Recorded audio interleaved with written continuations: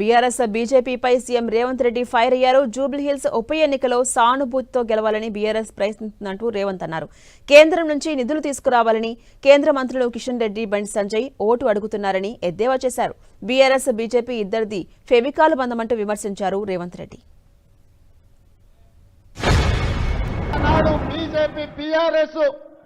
PJR కుటుంబానికి అండగా నిలబడి మరణించిన ఉప ఎన్నికల్లో పీజేఆర్ కుటుంబాన్ని ఏకగ్రీవం చేద్దామంటే ఏకగ్రీవం జాంతా నహి, పీజేఆర్ కుటుంబాన్ని గెలవనిచ్చేదే లేదు అని ఆనాడు పేదోళ్ల దేవుడైన పీజేఆర్ కుటుంబం మీద ఎన్నికల బరిలో అభ్యర్థిని నిలబెట్టింది ఈ దరిద్రపు గొట్టు బీఆర్ఎస్ పార్టీ కాదా?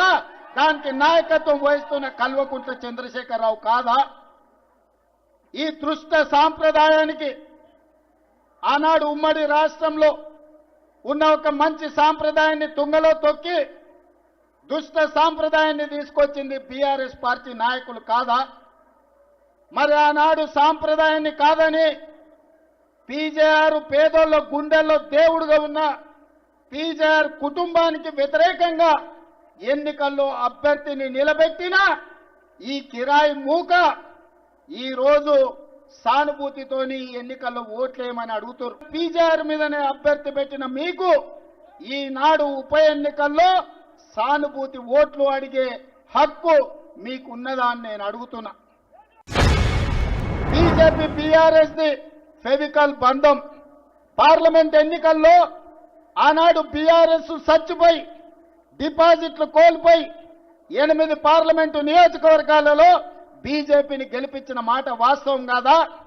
మహబూబ్ నగర్లో, చేవెళ్లలో, సికింద్రాబాద్లో, అదేవిధంగా మల్కాజ్గిరిలో, మెదక్లో, నిజామాబాద్లో, ఆదిలాబాద్లో, కరీంనగర్లో ప్రతి ప్రాంతంలో బీఆర్ఎస్ వాళ్ళు బీజేపీకి ఓట్లేసి 8 మంది ఎంపీలను గెలిపించారు. మెదక్తో సహా 8 పార్లమెంట్లలో డిపాజిట్లు జప్తు అయిన బీఆర్ఎస్ వాళ్ళకు.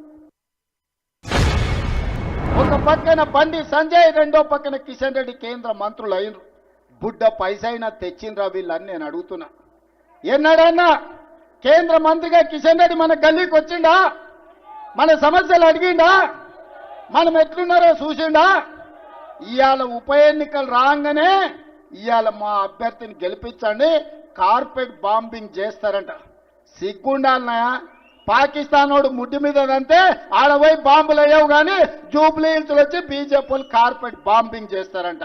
మీ బాబు జాగీరా బీజేపీ వాళ్ళది? ఇది బీజేపీ వాళ్ళ బావ దారిద్ర్యం.